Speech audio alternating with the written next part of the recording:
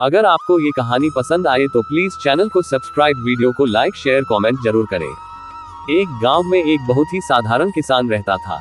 उसे भगवान पर अटूट विश्वास था।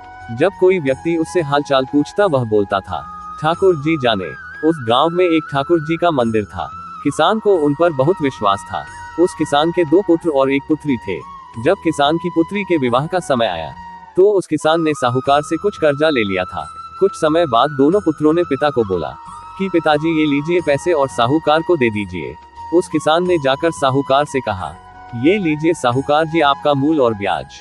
साहूकार ने एक पेज पर लिख दिया कि किसान का पूरा कर्जा ब्याज सहित प्राप्त हो गया है। किसान कर्ज से मुक्त है। साहूकार ने किसान से पूछा, इस पर क्या लिखा है, क्या तुम पढ़ सकते हो? किसान ने कहा, मैं तो अनपढ़ हूँ, जो लिखा है वह ठाकुर जी जाने। साहूकार समझ गया कि वह बहुत सीधा है। साहूकार के मन में लालच आ गया। साहूकार ने किसान को कहा, क्या तुम मेरे लिए अंदर से 1 गिलास पानी लेकर आ सकते हो? किसान खुशी खुशी साहूकार के लिए पानी लेने अंदर चला गया।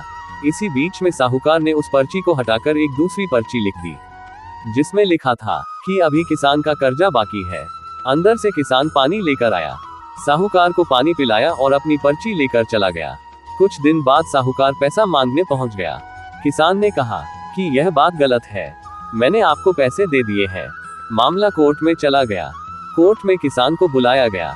किसान जोर जोर से रोने लगा और बोला कि ठाकुर जी जानते हैं कि मैंने साहूकार को पैसा दे दिया है। जज साहब ने किसान से पूछा कि ऐसा कोई गवाह है जिसने आपको साहूकार को पैसा देते देखा था? उसने कहा, हाँ ठाकुर जी है। ठाकुर जी ने मुझे साहूकार को पैसे देते हुए देखा था। जज साहब ने कहा कि कल ठाकुर जी को बुलाया जाए।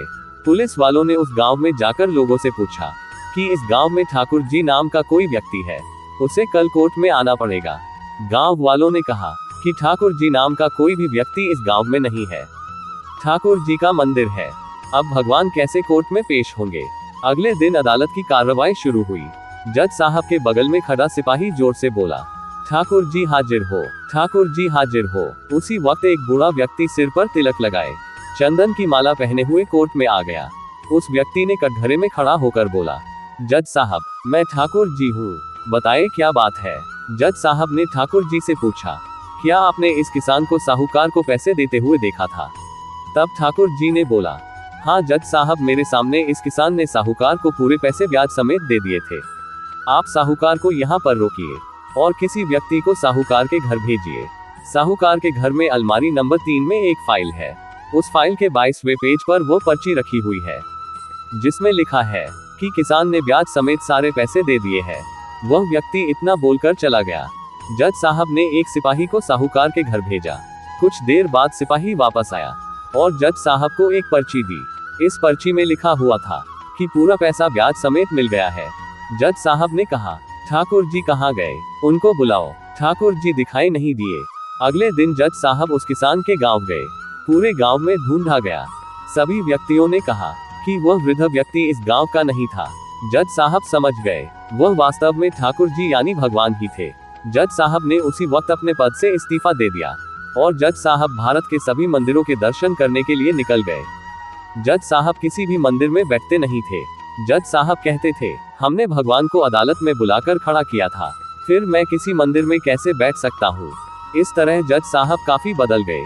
इस कहानी से यह सीख मिलती है कि यदि आपको भगवान पर विश्वास है तो वह जरूर आपको बुरे वक्त में काम आएंगे। आप भले ही किसी भी धर्म के हों, उसमें आप विश्वास रखें। जैसे यदि आप हिंदू हैं तो भगवान जैसे कृष्ण, राम आदि, मुस्लिम है तो मोहम्मद साहब, सिख है तो गुरु नानक देव जी, ईसाई है तो ईसा मसीह इत्यादि।